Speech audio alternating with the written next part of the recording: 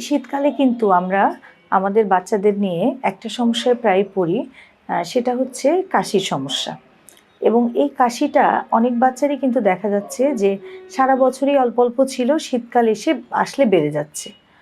এখন আমি বলতে চাই যে তাহলে আমার মাথায় আসতে হবে যে আমার বাচ্চার কি হাঁপানি আছে? তাহলে হাঁপানির কথাটা শুনলেই কিন্তু আমরা একটু ভয় পেয়ে যাই, বা হাঁপানি বা অ্যাজমা রোগটাকে আমরা কিন্তু একটু ভয় পাই। মনে করি যে একবার হাঁপানি হলে এই হাঁপানি আর ভালো হবে না। কিন্তু দেখা যাচ্ছে কিছু কিছু বাচ্চা সারা বছরই প্রায় প্রতি মাসেই এরকম ঠান্ডা কাশিতে ভুগে, বা হচ্ছে দেখা যাচ্ছে 2-3 মাস পর পর হয়তো ঠান্ডা কাশিতে ভুগে, শীতকালটা বেড়ে যায়।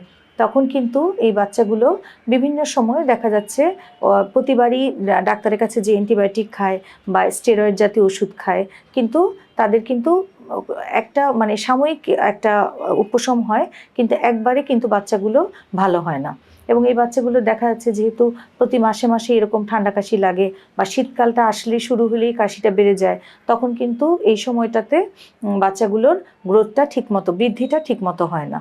তাহলে যদি আপনার বাচ্চার এরকম প্রতি মাসে মাসেই ঠান্ডা কাশি লাগে এবং দেখা যাচ্ছে যে তার রাতেরবেলা কাশতে কাশতে ঘুম ভেঙে যায়, রাতের বেলা বা ভোরবেলার দিকে কাশি বেশি হয়, বা কাশির সাথে বমি হয়, এবং আপনার ফ্যামিলিতে যদি এরকম কারো হাঁপানির সমস্যা বা অ্যালার্জি জাতীয় ঠান্ডার সমস্যা থাকে, তাহলে কিন্তু অবশ্যই আপনার একজন শিশু বিশেষজ্ঞের সাথে কথা বলা উচিত যে আপনার বাচ্চার আসলে হাঁপানি জাতীয় সমস্যা আছে কিনা। এটা নিয়ে ভয় পাওয়ার কিছু নাই। যদি এটা হচ্ছে একটি আমরা যেটা বলি এটা একটা বংশগত রোগ, অনেক সময় বংশে থাকলে বাচ্চাদের এরকম হাঁপানি জাতীয় সমস্যা থাকতে পারে।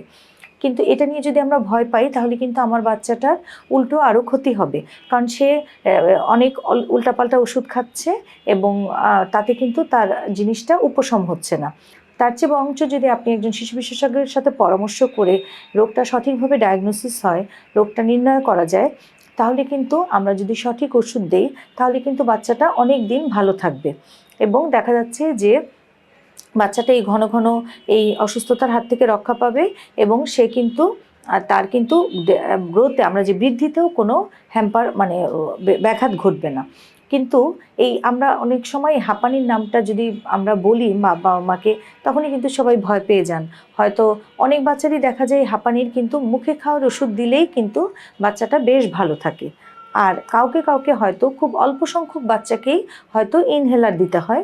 ইনহেলার কিন্তু একটা দেওয়ার জন্য একটা যন্ত্র মাত্র। ইনহেলারে যে আমরা যে ওষুধটা দিই, ওই ওষুধটা কিন্তু আপনি হরহামেশাই বাচ্চাকে নেবুলাইজেশনে দিচ্ছেন বা মুখে খাওয়াচ্ছেন। এটা জাস্ট একটা, যেহেতু নেবুলাইজেশনটা সবসময় সব জায়গায় আপনার জন্য নেওয়া পসিবল হয় না, ওই জন্যই যেসব বাচ্চা সবসময় এরকম কাশি থাকে বা হাঁপানি থাকে, সেই জন্য তাদেরকে ইনহেলার ফর্মটা ব্যবহার করতে বলা হয়।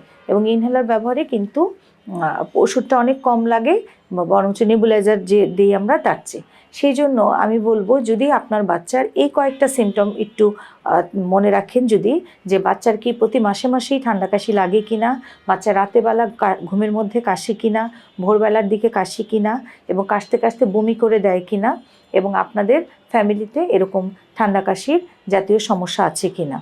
যদি এই সিমটমগুলি থাকে, তাহলে আপনার বাচ্চার হাঁপানি থাকার সম্ভাবনা আছে।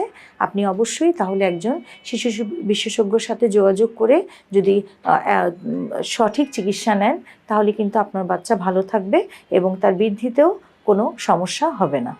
ধন্যবাদ।